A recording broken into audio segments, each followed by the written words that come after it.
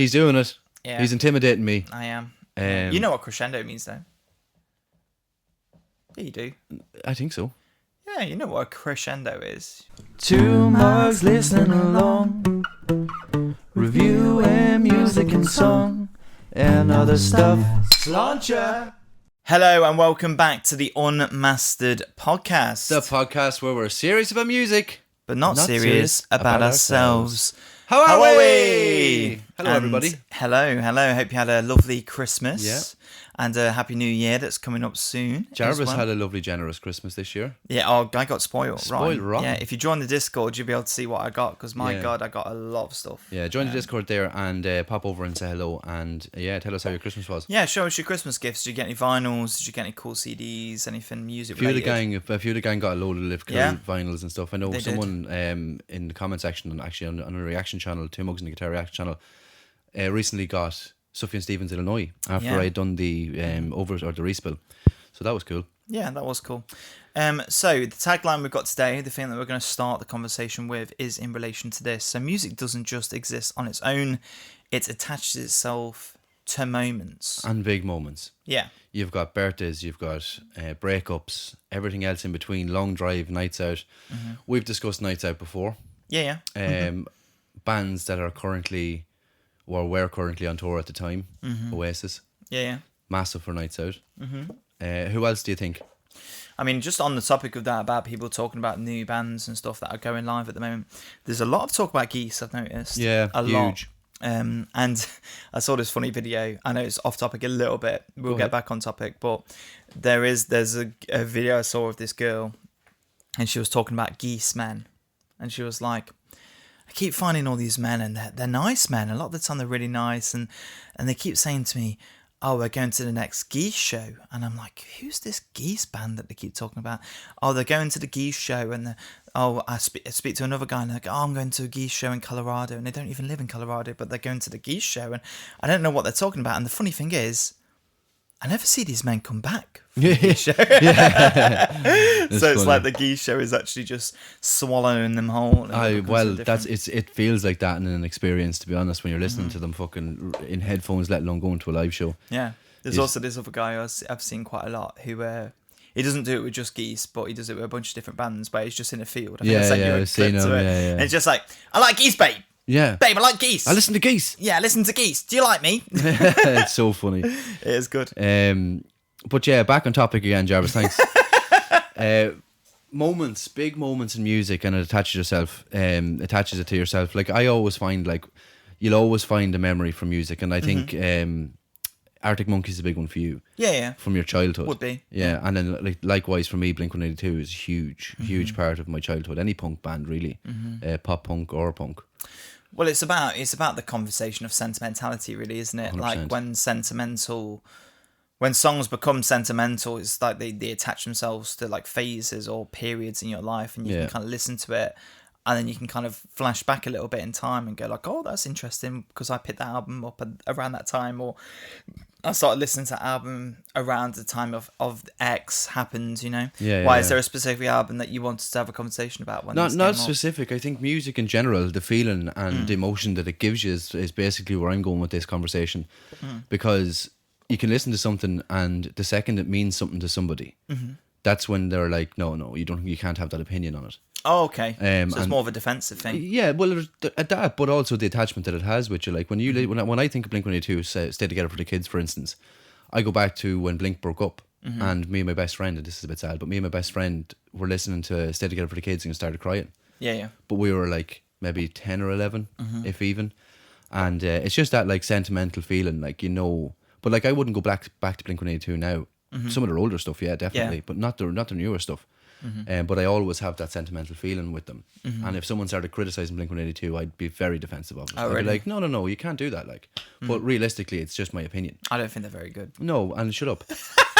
But it just feels like they're saying like your memory's wrong, and people have that opinion of it. And I just wanted to have that conversation with you, but around music and why it hits different and why it's different for everybody. Well, there's a lot of, I mean, like for me, if I'm thinking about kind of music that kind of attaches to me sentimentally, there's a lot of different albums that I feel like do that to me.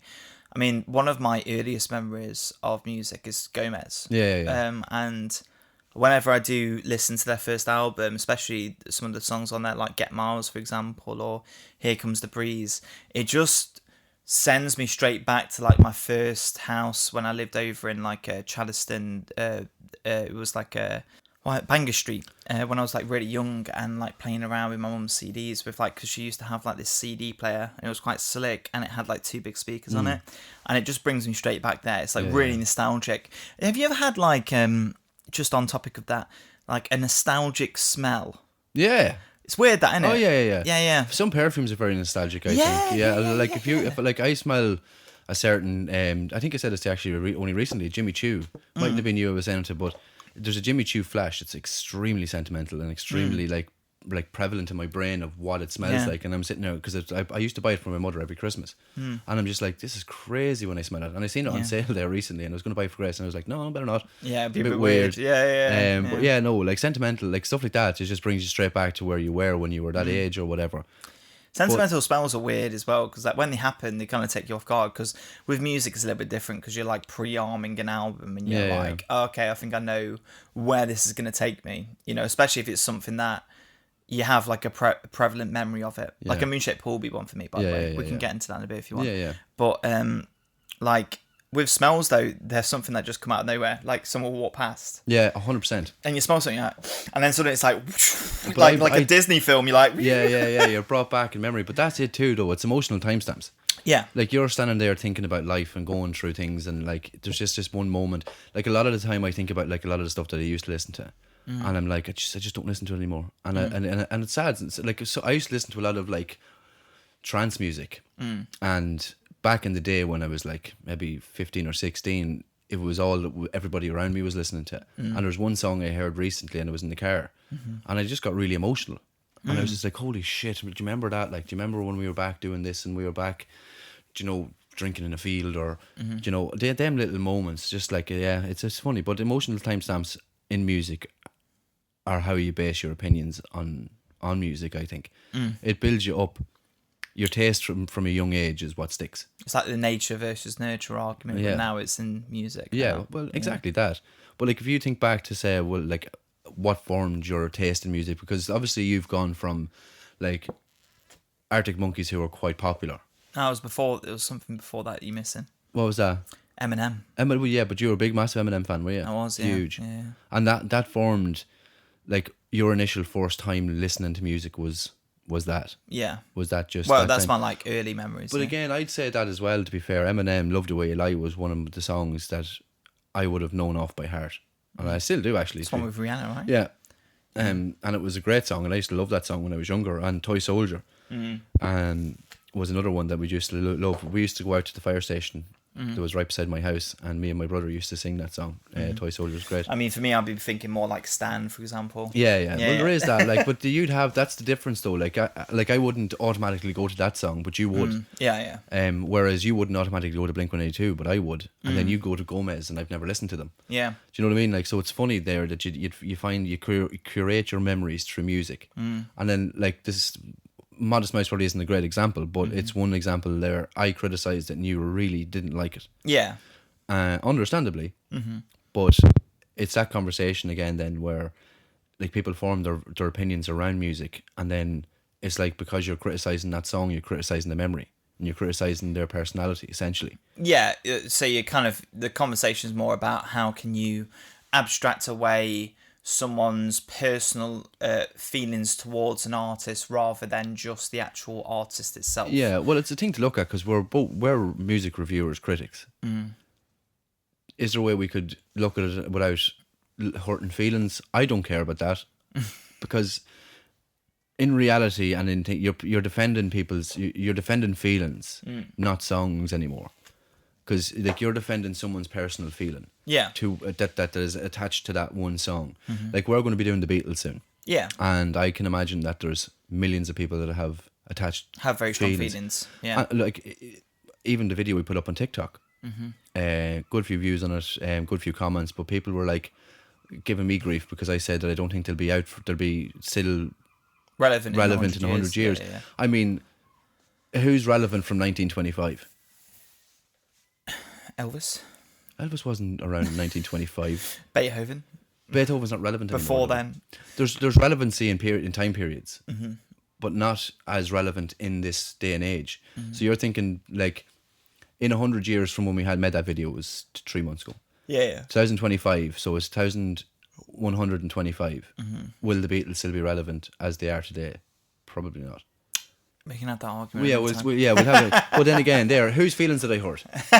Let me know in the comment section. I think they'll always be relevant because they defined the basis, like I said, the basis for our whole pop music landscape. But there's better musicians out there now. There is. And people will look back and say, Geese, for instance, defined what they look at now as modern music. But you don't, so this is another thing, right? Because obviously you don't know much about the Beatles because you haven't listened to them. Yeah, that's Beatles, actually so fair.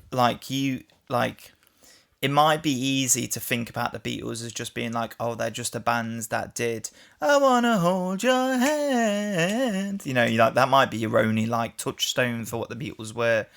But the reality is, man, they were like way ahead of their time. Way ahead of their time, especially on albums like Sgt. Pepper's, for example, and Revolver, and even the White Album, and even Abbey Road to a certain extent as well. Like, they were way ahead of their time. Like, there's a lot of, like you said a moment ago, like, you can listen to a lot of different bands right now which are loads more talented, but I don't think that's true. Okay. Like, the Beatles were exceptionally talented. George Harrison was a very, very good guitarist and very experimental as well. If you diss Ringo... I'm not about to even talk about him. Who's Ringo? Shut up. So George Harrison was a very, very great guitarist, and also he was very experimental because he ended up going over to India and ended up being very influenced by their style of music, and ended up playing sitar and brought sitar to the pop world, their pop world, which is obviously completely far. That's Eastern music, you know what I mean? And as well as that, John Lennon, very good guitarist, good pianist, really fantastic lyricist as well. I think John Lennon's a super strong lyricist. Paul McCartney is probably one of my least favourite Beatles. I see why people love him, but I see him more as like an actual pop musician. You know what I mean? Incredibly influential. And Ringo obviously did some beats, you know. He hit the snare, boy. Yeah. He's better than Lol. Yeah. Yeah. He's better than Lol. Anyway, I actually think, and I've said this before, Ringo gets a lot more hate than he deserves. He does. I don't think he's as bad You're just jumping on the bandwagon. I think it's funny. I find it amusing to take the piss out of him, but I don't actually hate Ringo. Well, like, I mean, I think that's the conversation that we're having as well. Like, there's just that difference in taste. But you seem to have a little bit of an emotional connection to the Beatles because of their expansive like range of music and how they've like manipulated the music world, I suppose, is the best way to put it. I think the thing is with me and the Beatles is that it's a similar feeling with me and Radiohead. Like, so I see the Beatles as being one of those bands that didn't give in to a crowd. Yeah. And they were always trying to do something different and not submit and trying their best to push themselves and be willing to experiment.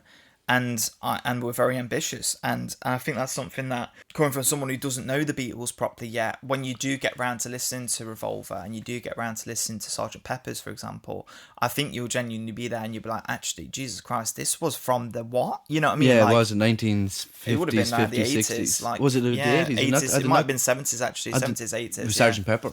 I think early 80s, Well, like, what about the first album? Oh, that would have been back in the 60s. Yeah. But I mean, they evolved a lot and they changed a lot, you know. Well, like, I can see the fact that, like, I understand. I think the reason I say that I don't feel like they're going to be relevant is because they're not relevant to me, and not because I don't understand the history that they've made and the people that they are, and they. But the funny thing is, though, and I know I'm cutting you off a little bit, they actually are relevant to you because all of the music bands, you love is influenced by them. I think what were they influenced by? Because something influenced them to make music. Well, they were influenced by a lot of things. Like exactly. I said, the Middle Eastern kind of influences from George Harrison.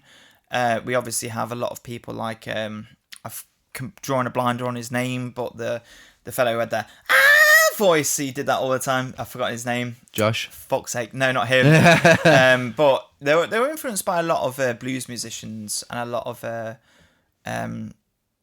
Anyway, yeah. I know, but like then there's influence behind that. Like again, like I can take credit or see the credit that they should deserve and they do deserve, and like how they made music as it is modernly known. Mm-hmm. But in 100 years is a long time. Yeah. And it's already nearly been 100 years though. Yeah, but it's not. It's been 65. So 45, nearly 50 years, so half. Another 35 years. Another 35 to 40 years. Yeah. That's 100 years from when they... Now, I do think they will be relevant then. But I don't think with the way music is at the minute that there'll be... People will still know them. I like how this conversation quickly changed. Yeah, it did actually. It did. But like that's it too. But that's the emotional impact. I think. That's the fact. Like you have this strong opinion, and I don't have that much of an opinion on it because I don't. Obviously, like I know who the Beatles are. I know a lot of their songs, not all of them. I've never listened to an album, but I don't really care. Whereas you do, and you clearly understand the impact they've had on music. Yeah. And probably Radiohead at its deepest, like. And I can understand why you get that emotional and defensive of them, essentially. Well, there's reasons why people often refer to Radiohead as like our modern day Beatles. Yeah. Because they have I think they have a lot of similarities. Yeah. I don't think they don't. Like, again, when you're looking at bands like that, I think Radiohead are a better band than the Beatles. Yeah. But like that's only because I don't listen to the Beatles. Yeah. Anyway, let's skip on from that a little bit because we just took a bit too long on that one. Can I just ask you before we do move on, because obviously it felt like something that you wanted to touch on was like certain albums that maybe brought you back. Yeah. Like, was there a certain album that you wanted to talk about? Not really. No, there wasn't. It's just that conversation because I know from doing the reaction channel, and it's what we're going to get on to next. It's our experience doing it, but it's from doing the reaction channel and realizing how emotionally connected people are to music. I mean, when we did Pet Sounds, I mean, people fucking did not like us. No. And everyone was like, you just went straight across your head. Yeah, so. Like, it didn't click with us. God only knows, eh? Yeah, God only knows. But like, I mean, that's the thing. And I think it had me thinking, is like, where do we go from here? Like, obviously, the likes of Quadeca, or Quadica, whatever you want to call it, completely clicked with us. Yeah. I went back and re-listened to Illinois. Completely clicked with me after that. And then like you're looking at music that you used to love that you don't listen anymore. And if I went back to listen to it now, would it click as much? Probably not. Yeah. Do you know what I mean? So there's just that mental Might be capacity. because you just listen to better music. No, I don't think so. Because I still like Greta Van Fleet. I still think I would listen to them more than I listen to a lot of the music we've listened to, because I understand it and I get it and I love it, and it's easy to listen to and it's really really entertaining and the vocals are fantastic and the musicianship's really good and shut up. But like. That's the conversation. Like I go back to listening to UB40 and I know, but that's what Dad listened to. Yeah. So when Dad was listening to UB40 or the Specials, I just loved the Specials. Specials. And what do you call it, other ska band? Clash? No. Oh, it's not. It's gone Madness. from my head. Madness. Yeah. I used to listen to Madness all the time. My dad actually told me a story that he jumped from his bedroom window to sneak to a Madness concert. That's cool. When he was, but he was taken home from by his mother. Yeah. Loser. Yeah. But yeah, there's the stories like that. Like, and then I used to listen to the Specials. I used to be a skinhead, and I used to love it. I wasn't that weird skinhead. Like I was just like, I just dressed like them, a bomber jacket and braces and Doc Martens. But kind of weird skinhead. Yeah. But you know the ones that are all racist. Yeah, now. I know. Yeah, not just not realised like what you meant. I never even made that connection until you said it, and I was like, oh my god. Yeah, no, not in that way, but the good way where I just listened to ska music. He wasn't a white supremacist. I was skanking. But yeah, no, that's basically it. Like there's memory in music and there's impact and emotional feelings through music, and people use it becomes your personality. Yeah. And you have based your personality on music. Yeah. 100%. And you're a snob. Yeah. And you make me feel like shit. And you hate me. Yeah, I do. But it's weird though, isn't it? Because like even now I feel myself, and Grace said it to me and I was raging. She was like, "You're getting a little bit snobby." I was like, it's not snobby. I'm rubbing off on him. I think what it is with me is like I've got more of a connection to music now. I always had, and I always loved music, and I've always wanted to sing, and I've always wanted to be in a band, and I've always like I've been in bands when I was a kid, like, and just messing and just doing it, and I've always wanted to do that, but now I understand music better. Yeah. And I feel like I'm more connected to music, and it's just that's the conversation. Well, I remember as well, like even when we've had conversations about making music again.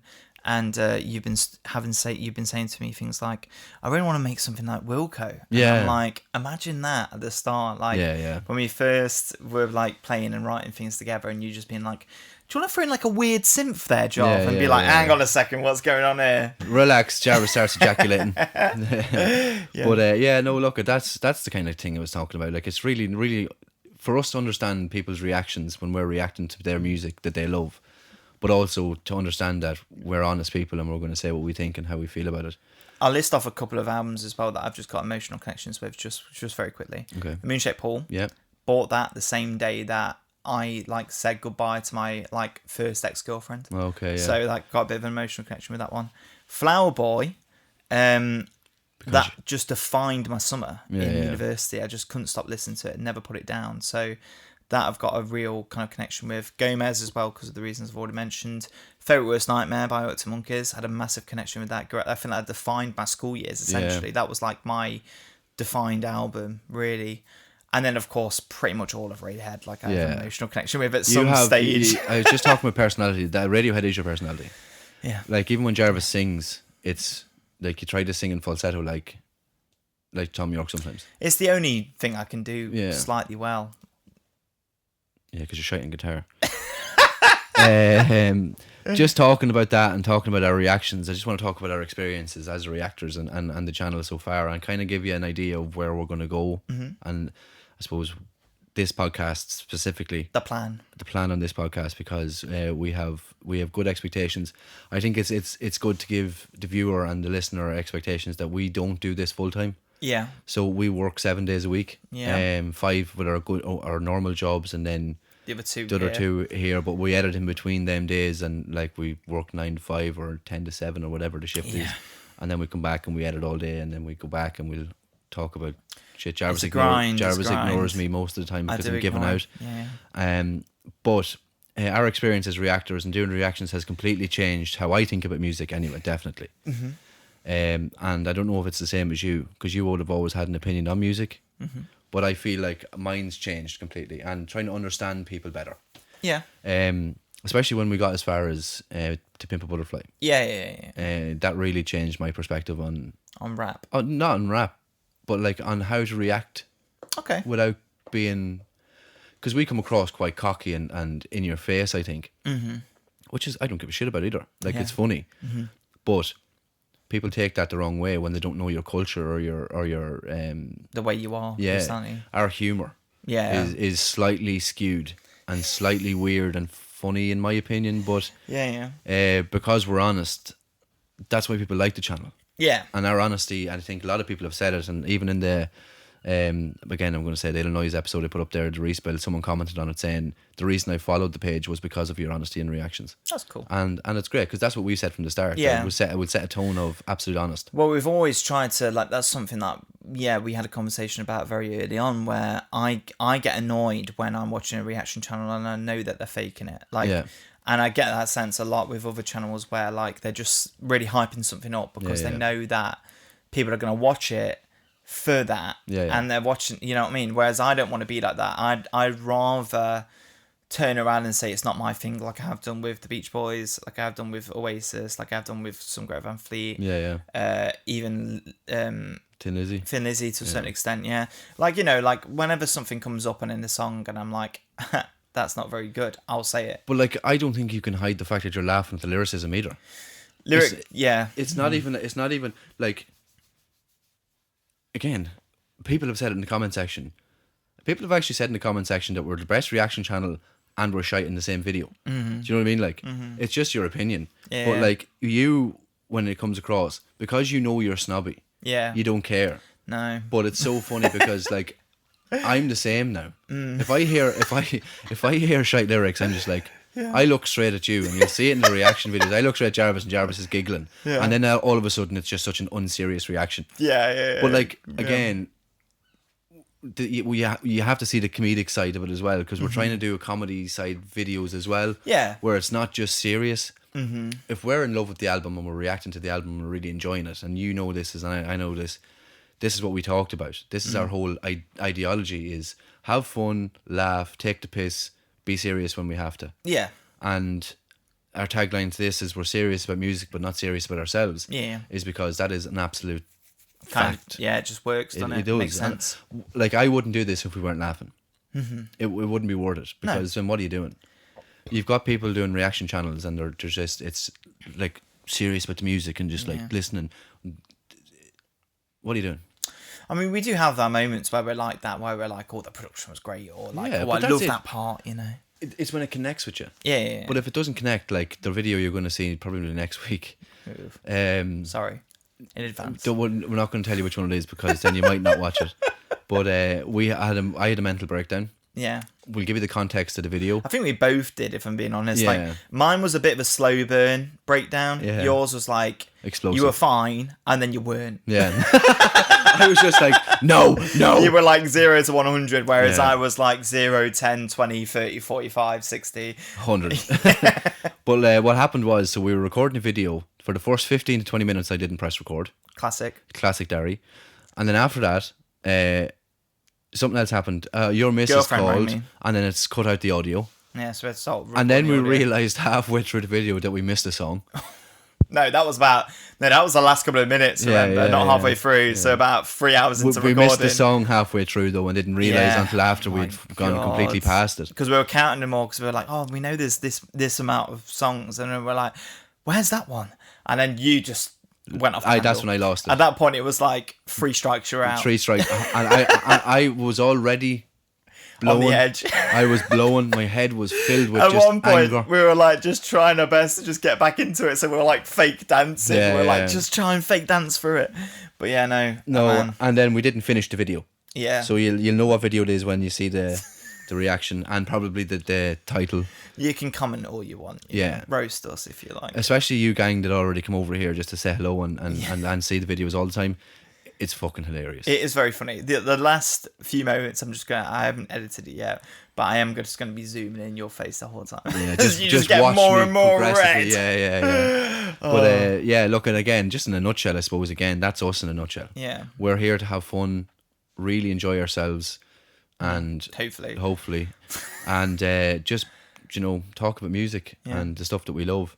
With the Unmastered podcast, and Jarvis doesn't know this yet because he doesn't give a shit. The ideal goal is to have these conversation-based conversations now, rather than having the topical games and yada yada yada. Mm-hmm. I think we'll still throw them in every now and again, but not as much as we were. We were kind of basing our personalities on that. It's just conversations about how you feel about music, nostalgia, albums we've listened to, albums we love, we hate. Maybe talk a bit more about pop and see how we get on in that. Well, that's something we've already mentioned. So, like, we're going to try, obviously, if you're watching this and you're a big fan of the action show, I imagine you would be. We're going to try and focus more on, like, newer releases next year. One a month, hopefully. And we're going to try and just, like, fixate on albums that we know are going to get us a lot of views. Because our primary goal this year is to try and grow the channel. Really. We want to hit 10k subs by December next year. Yeah. Was it 10k we said, yeah? Yeah, 10k. Yeah, that's achievable. It's achievable if we put our arses into it and you don't miss an upload. Yeah.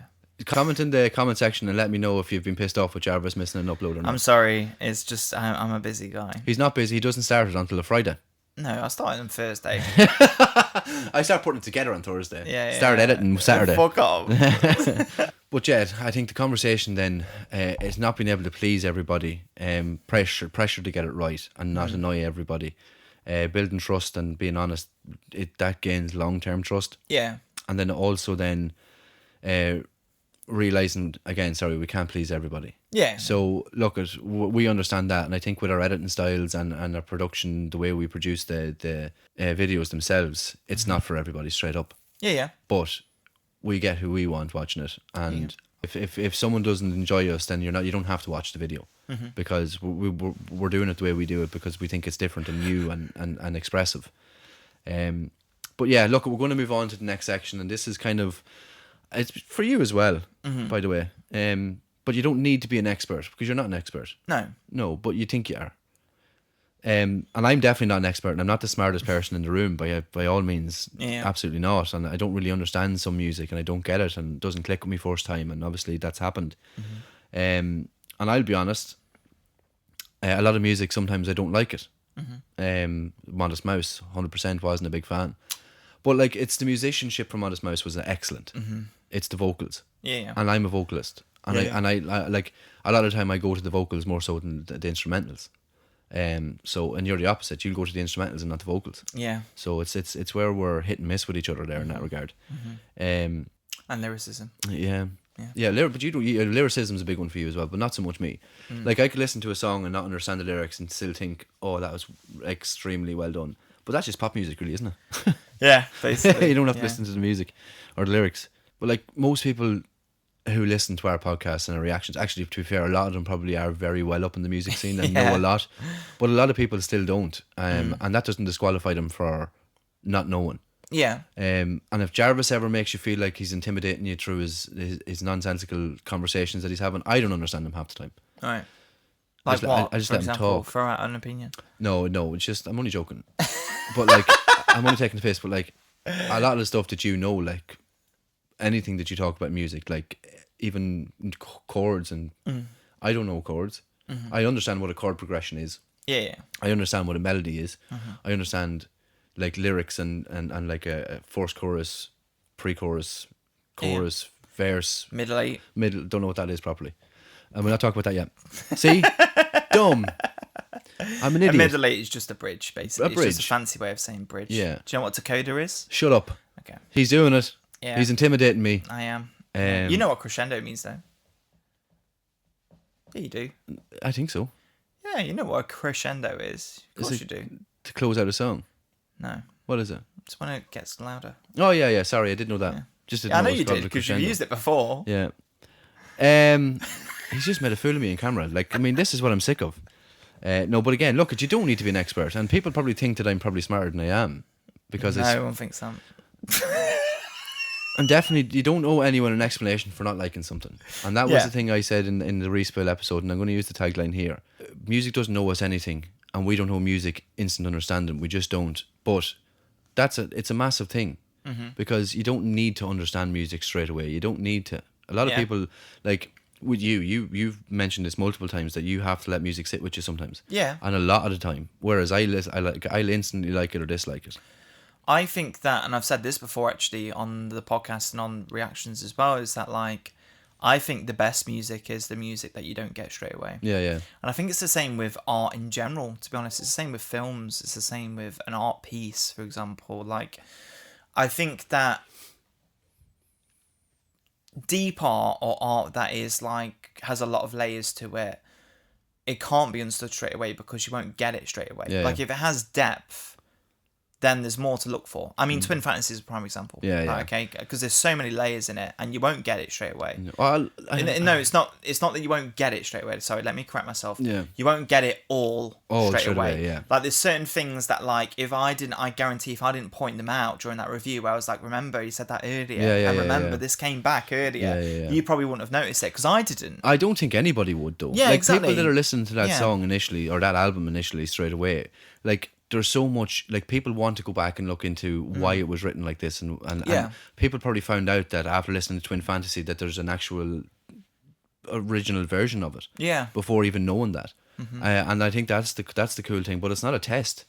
Like, listening to music isn't a test for me. I'm not listening to music just to go, I need to understand this and this and this. You can love it or you can hate it, and it doesn't mean you can't go back to it again. True. No one's testing you. What I'm saying though is that, like, if you like something a bit, or if you're interested by it, you should go back to it, because 100%. Oftentimes, if there's, like, a link of interest, or there's, like, a little, oftentimes if you explore that, you'll get something deeper out of it. Like, there's loads of films like that I can think of the top of my head. The Lighthouse, for example. Yeah. Which we've talked before about, where it's super abstract and super strange, and I still don't really fully understand the ending, but in a weird way I kind of do. And I've said that with Swans as well, where it's like, I know, Swans was a bad time for you, but it's like, it's super cathartic for me. And, like, there's, like, even though I don't understand it all, and sometimes it's abstract and absurd and stuff, like, it brings something out of you, for me, that I don't think other art does, And going back to Twin Fantasy again just for a moment, there's so many layers in that album, and even when we put up the reaction, people were telling us more. Yeah. That I didn't even know about. Yeah. And I was like, oh my God, this is so layered. And the more layers that something has, the more you're not going to be able to realistically, you're not listening to it. You're not Albert Einstein. Yeah, you know yeah, what I mean? yeah. You're not gonna figure it all out straight away. If there's something there in the album that makes you go, "Oh, I didn't quite get that," Yeah. that probably means that there's more to discover. Yeah. But that's the thing then as well. Like, it's feelings come before knowledge. Like, if you're Yeah. feeling something, like for me, that is exactly what I do. If I don't feel it, then I don't like it. Yeah. But if I feel it, then I like it, then I'll go into depth and look into it more. Same with anything. Like, again, you're speaking about movies there. If you're talking about a movie and you don't really get it, and then you watch it again, like, you've got that feeling of like, oh, it seems like a really good movie, but I just didn't get it. There's something about it. Yeah, that you'll makes watch you it wanna come again, back to it. 100%. But it's like, taste isn't a test. Like, no one's testing you for like you come to watch us in a reaction channel because you like something or you love an album or a song in particular from an album, and we don't like it. It's just because it's not our taste. Yeah. But like, I don't need to know the absolute ins and outs of an album and why it was written like this and why it was written like that. I want it in some albums, but not every album. Like, I'd like to know more about Twin Fantasy. But before I listened to it, and given the fact that we're real and honest, I didn't really care too much about the backstory on it. I just wanted to enjoy the album as it was, and that's exactly what happened. And you did enjoy it. This is what I think I want the podcast to feel like now. Okay. This identity, the way we are now, sitting here, just no rushing, no shouting, having fun laughs and conversations about stuff that we love and obviously don't love. And I think it's a good place to come and vent after listening to a shit album that we didn't like. Yeah. Definitely. Especially that and the overspill maybe. But then it's just two reasons to get fucked up by fans, so it mightn't be the best idea. Yeah. So like, it's a funny one. Like, I love this. It's nearly tranquil and peaceful. But we get to sit together and have a laugh and take the piss out of each other, which we do in abundance. Especially when the cameras aren't rolling. Yeah. Oh, like, man, we're opening up a Patreon account after 2,500 subs now. Again, this is not for this channel. Yeah. But we'll let you know on this channel because whoever's watching this probably is part of the reaction channel as well. But we're opening up a Patreon, 2,500 subs, just to kind of get the ball rolling, and we have some crazy plans for it, to be fair. Yeah. There's loads of stuff that's going to go up onto it. I know we spoke about it. I think we've been dropping hints and stuff, and we have got Buy Me a Coffee, and I think Jarvis and I just need to flesh it out. Yeah. And understand what we're doing, because we have all our videos on backlog. Yeah. Like, we have probably 15 to 20 reactions that are uncut, unedited, all available to put up on Patreon straight away. It's just a matter of doing it. Yeah. And once we have 2,500 subs, we thought it was a good goal to get to. And we'll mention that on Lift Your Skinny Fist as well, that we have Patreon open. So that'll be the 2,500 sub special and the Patreon upload availability. And we'll discuss this in person later on, but we might put Lift Your Skinny Fist, that can be our first upload onto Patreon, because it'll be our first video. But it's entirely up to yourself. I don't know. I think that because it's like a special, we should still put it on YouTube. But the idea that I've already come up with is that basically I'm going to do two different versions of it. So at the moment, obviously, it is the heavily edited version, and I keep quite a lot in it at the moment. So pretty much the whole songs are in it. Yeah. I'm going to go back to how I was doing it originally, where I'm going to cut out a decent portion of the songs, and basically keep it in parts where either something significant happens or something gets mentioned, or there's like a cool reaction where like Dary might go, whoa, or something like that. So instead of it being a full song, it might only be like 2/3 of a song. Yeah. Right. And then obviously that will still have a lot of effects and stuff going on. But then I'm also going to create a second file, which shouldn't take me long, which is just going to be a split screen, the whole thing, no cuts, no pauses, and just have us the whole time. Yeah. I might cut out the parts where we just go on like a toilet break, for example, because sometimes we might go and have a toilet break. Yeah, for like or say 20 minutes. something. We might say something inappropriate. Yeah. I'll cut them parts out. But whenever it's just us chatting before we get into a song, or just like maybe a little bit after, just before I'm about to click play, and we like bitch at each other sometimes. Yeah. I'll keep all those parts in. Yeah, the funny parts, like, because me and you, like, there is parts that I love you to keep in that are in the background as well, where we're sitting just hurling abuse at each other. Yeah. So you can see that we're like, we really do have hate each other. No, but we really do have a lot of fun. Yeah, we and do. it's hilarious, because I like, maybe not when I call you fat or anything. Just Yeah, I'll keep that in pods. no, you bariatric. It's so calling me fat all the time. No, I do not all the time. I've joined the gym this year, by the way. Yeah, I'm gonna lose this blub, and then he'll stop calling me fat and he'll call me anorexic instead. He'll come back next year just as big. Wait to see. bigger and better for 2027. No bigger than Mars. But yeah, look at. I mean, that's it. In a nutshell, like that's us. That's what we want, and that's what we're going to do. And I think the easier we take this podcast, the quicker it'll grow. From my opinion, it's people. I want people to love us for who we are, but also love what we're talking about. And I think a lot of the music, nearly every reaction will be talked about on this podcast episode. We'll talk about what we thought and how much fun we had with it and the album in general, but probably not as much as in depth as the Overspill or the actual reaction channel itself, but just a little bit less. And this podcast going forward, it's I think we're going away from the hot take side of things and music news, and like I still want to do that every now and again, and it might be fun for skits for TikTok and whatnot. But for this, I think what I want to do is have a clear conversation with you, get your knowledge out of your head, try and thrive off that a little bit and understand music a little bit better. Some weeks it's opinions, some weeks we'll talk about albums. Most weeks, well, nearly every week we'll talk about albums, I'm assuming. But it'll always be honest. And you know that, and I know that. I get the sense that, like, the way you kind of, like, move in it, because obviously this is Dary's baby now, you know, like, it's his thing.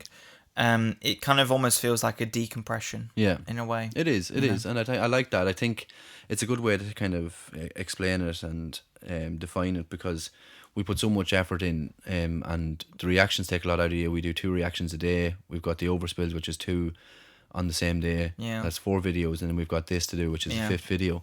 So we record 5 videos on a Saturday. Be great if we were doing it full time, eh? Yeah, so go over to Patreon. Go over to buy me a coffee and support the channel. It's the best way to do it.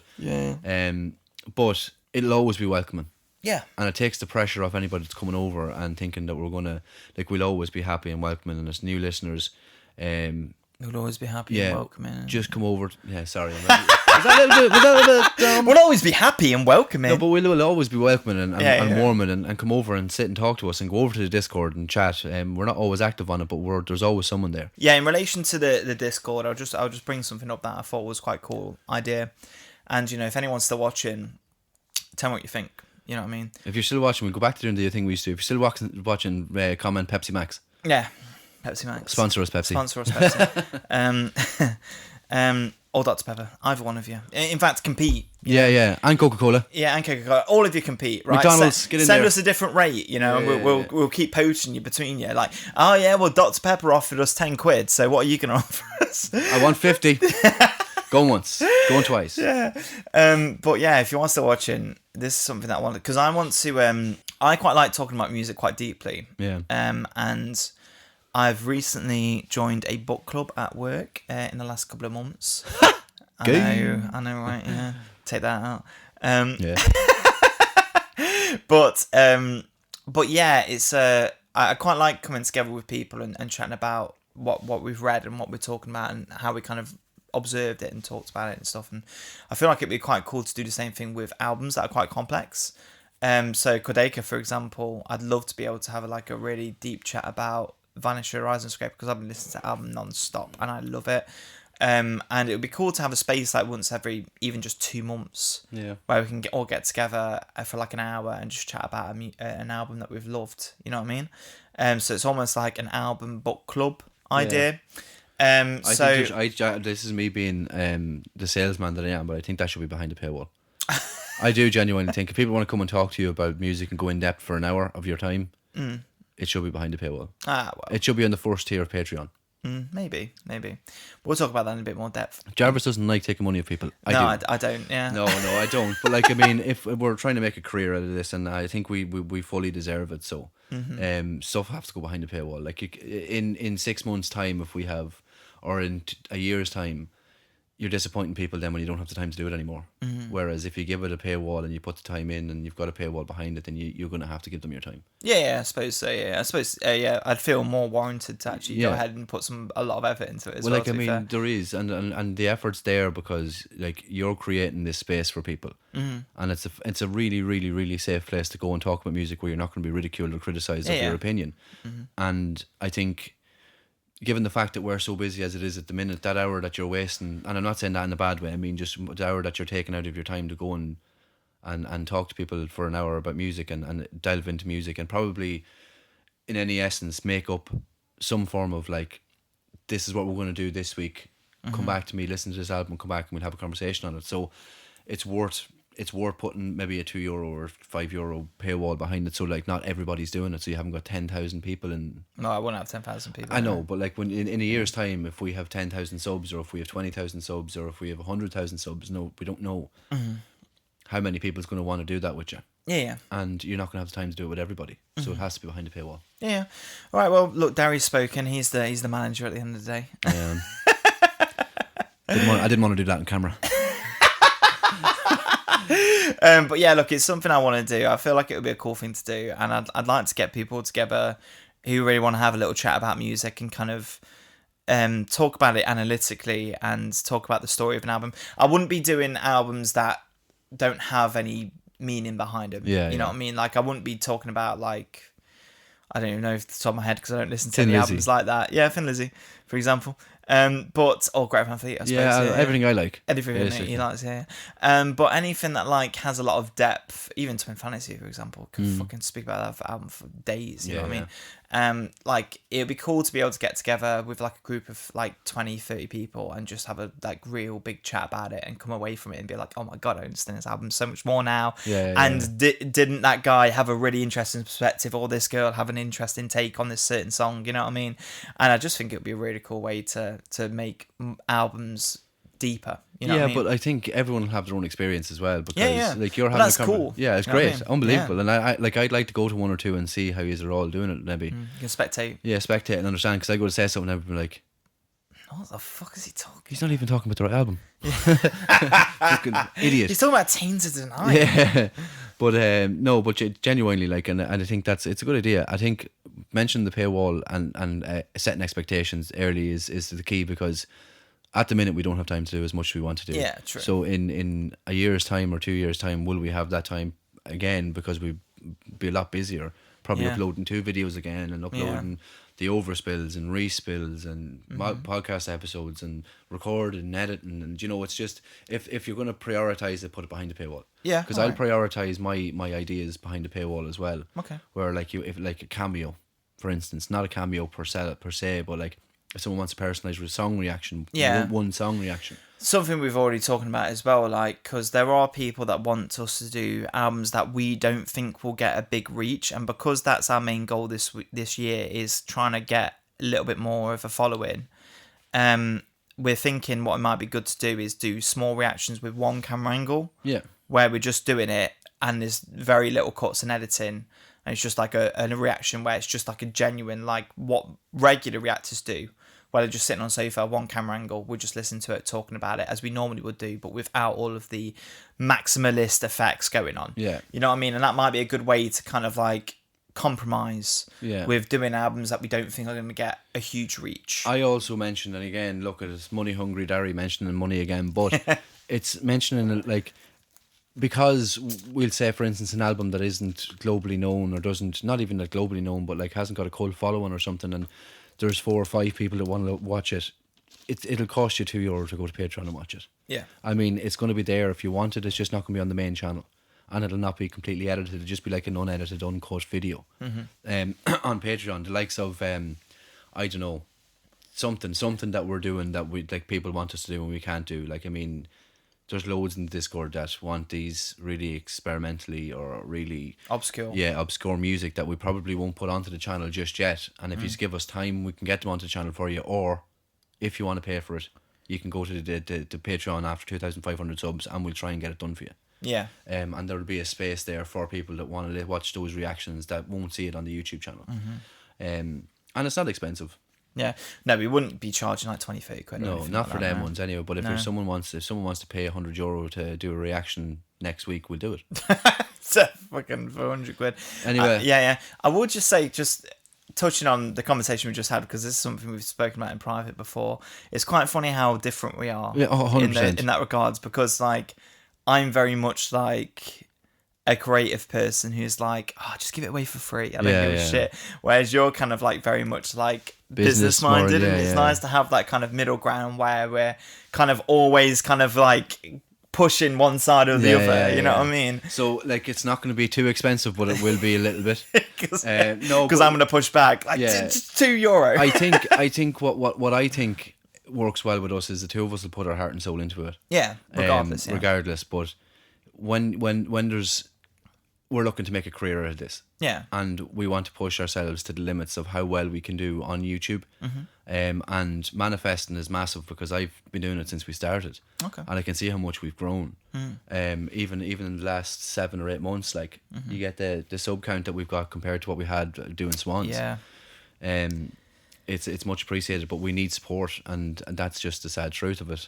And the best way you can support the channel is by going to the likes of Patreon or Buy me a coffee. yeah, buy me a coffee and supporting that way, and it helps a lot. But let's close this episode off. Yeah. If you've listened this far, thanks for hanging out with us. Yeah, thanks. Yeah, thank you very much. If this feels like a nice place to be, You're always welcome back. come back. Please come back. If you ever want to jump into the conversation, do so in the comment section, please. Yep, there's no gatekeeping, no arguing. Just music chat. Yeah. We'll see you next time. Yep. Goodbye. Sláinte. Bye bye. Bye bye.